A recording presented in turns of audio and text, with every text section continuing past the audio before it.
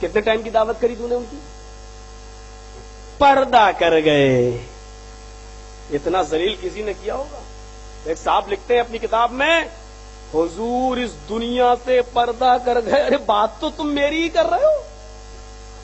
اس دنیا سے پردہ کر گئے. اس دنیا سے پردہ کر گئے کا مطلب کیا ہے؟ اس دنیا میں نہیں ہے پردہ. جو کام عورتوں کا تھا تم رسول سے کروا رہے ہیں. اسلام نے فرض کیا عورتوں پر پردہ، پردہ عورتیں کرے، تم نے کہا رسول پردہ کر گئے. وہ بھی اس دنیا سے پردہ کر گئے. قرآن کہتا وما محمد الا رسول قد خلت من قبلہ الرسل. میں دلیل پیش کر رہا ہوں قرآن سے. وما محمد الا رسول قد خلت من قبلہ الرسل. محمد صلی اللہ علیہ وسلم تو صرف ایک رسول ہے، صرف ایک رسول ہے. ان سے پہلے بھی بہت سے رسول گزر چکے ہیں.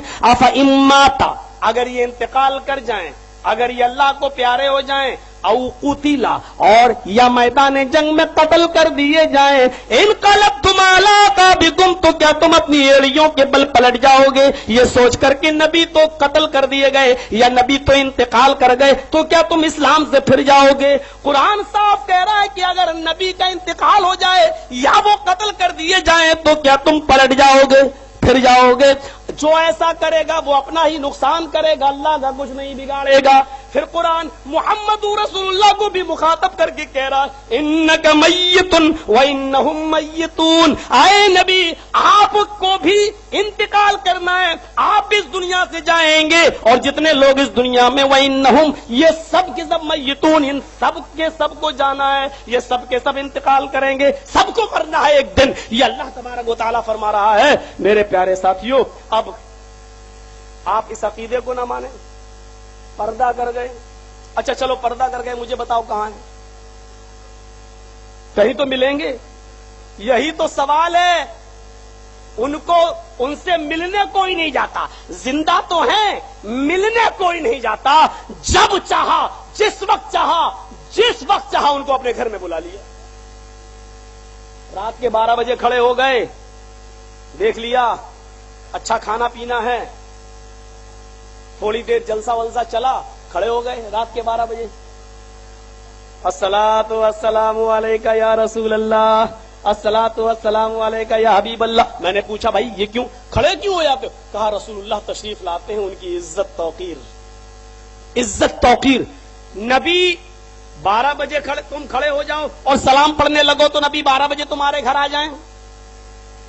تم 2 بجے تک جلسہ چلا اور 2 بجے پڑھنے لگو تو میرے نبی 2 بجے تمہارے گھر آ جائیں. رات کے 4 بجے تک تم پڑھنا شروع کر دو اور 4 بجے کھڑے ہو جاؤ تو میرے نبی 4 بجے تمہارے گھر آ جائیں. یعنی میرے نبی اپنی مرضی کے مالک نہیں ہے، تمہاری مرضی پر ڈیپینڈ ہے. تم جس وقت چاہو گے بلاؤ گے ہمارے نبی کو اپنے گھر. میرا نبی تمہارا غلام ہے، نعوذ باللہ. تم میرے نبی کے غلام نہیں. ہم میں اور تم میں فرق اتنا ہے، ہم رسول کے غلام ہیں، تم نے رسول اللہ کو اپنا غلام بنا لیا ہے اور دعویٰ کرتے ہو کہ ہم سے زیادہ رسول کو ماننے والا کوئی نہیں ہے. میرے بھائیوں، اگر رسول اللہ زندہ ہے تو تم کو جانا چاہیے رسول اللہ سے ملاقات کرنے کے لیے. رسول اللہ کو اپنے گھر نہیں بلانا چاہیے، اس لیے کہ انسان خود چل کر جاتا ہے باعزت انسان کے پاس. ہے ایک مسجد میں ہمارے اٹاوا میں تو ہم جہاں چاہیں وہاں نماز پڑھ سکتے ہیں، کوئی کچھ نہیں کرتا. معلوم ہے ایک بار کسی نے پتھر پھینکا تھا، 50 دکانیں جلا دی تھی ہمارے ساتھیوں نے. مولانا جرجیز نے پتھر اس دن سے ڈل گئے. تو وہاں یہ سگنیچر ہے ڈی ایم کی طرف سے، جو جہاں چاہے جس مسجد میں چاہے نماز پڑھ لے. تو ایک موقع پر گھس گیا میں نماز پڑھنے کے لیے، اذان کا ٹائم تھا، گھس گیا.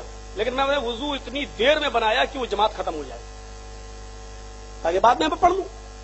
لیکن اتفاق کہیے کہ وہ بھی بڑی لمبی قرات کرنے لگا.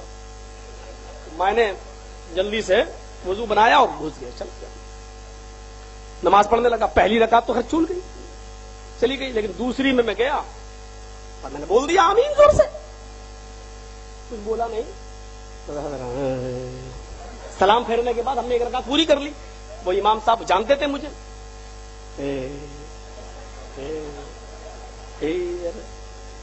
ہم نے کہا امام صاحب آپ کیوں ہنس رہے ہو؟ بولا تم لوگ تو نماز پڑھتے نہیں ہو میرے پیچھے. میں نے کبھی دہراؤں گا یار.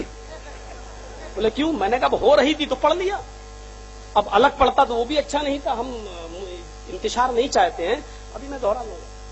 تو یہ दोहराना ही था तो पढ़ी क्यों? मैंने कहा फितने से बचने के लिए, ये भी एक जरूरी है। तो कहने लगा चलो आप आ तो गए हो, हमने कहा आपने बुलाया था इसलिए आए, हम अपनी मर्जी से गए। हमने कहा बुलाया? मैंने कहा पूछो मौज़िन हय्या अला सलाह का, आओ नमाज के लिए। अज़ान सुनी हम चले आए। मैंने कहा लेकिन एक चीज तुमने, 3 चीजें हमसे पूछी, हमने कुछ कहा नहीं। मैंने कहा एक चीज मौलाना साहब आप भी बता दीजिए। बोले क्यों?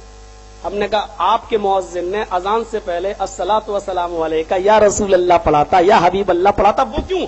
कहा तुम नहीं समझोगे। हमने कहा तो समझाओ ना। कहने लगा कि रसूलुल्लाह तशरीफ लाते हैं, वो हमारी मस्जिदों में आते, तुम्हारी मस्जिदों में नहीं। मैंने कहा अपनी बात पर अटल रहना अगर तुम एक बाप की औलाद हो। बोला क्या? अटल हूं। मैंने कहा अजान दी गई, सलाम पढ़ा गया, कहा? हमने कहा नबी तशरीफ लाए। बोला हाँ। हमने कहा नबी ने नमाज पढ़ी या नहीं पढ़ी? कहता कि नमाज तो पढ़ी है। मैंने कहा तेरे पीछे पढ़ी है, तूने अजान दी, सलाम पढ़ा, रसूल को बुलाया, रसूल आ गए, नमाज तो तूने पढ़ाई, और कहता है कि मेरे रसूल ने पढ़ी तो तेरे पीछे पढ़ी है। यही इज्जत करते हो तुम रसूल की? मैंने तो नहीं देखा अल्लाह के रसूल मस्जिद में आए, और जब तुमने देखा आए तो कम से कम इतना ही कह देते आइए या रसूल अल्लाह आप आगे चलिए, हम खुश नसीब हैं। ये वहाबियों को कहां नसीब होगा? आप आइए और नमाज पढ़ाइए, हम आपके पीछे नमाज पढ़ना चाहते हैं। मेरे भाइयों, क्यों? मैंने उससे कहा क्यों नहीं कहा तुमने?